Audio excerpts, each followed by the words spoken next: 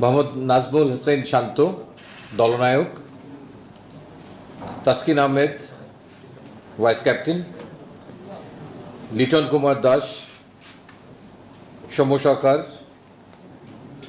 তনজিদ হাসান তামিম, সাকিব আল হাসান, মোহাম্মদ তহিদ হৃদয়, মাহমুদুল্লাহ রিয়াদ, জাকের আলী আনিক, মোহাম্মদ তানভীর ইসলাম, শেখ মাহাদি হাসান, মোহাম্মদ রিশাদ হোসেন, মোহাম্মদ মুস্তাফিজুর রহমান, মোহাম্মদ শরীফুল ইসলাম এবং তনজিম হাসান সাকিব। এই দলটির সঙ্গে ট্রাভেলিং রিজার্ভ হিসেবে দুজন খেলোয়াড় যাচ্ছেন। তারা হচ্ছেন হাসান মাহমুদ এবং আফিফ হোসেন ধ্রুব।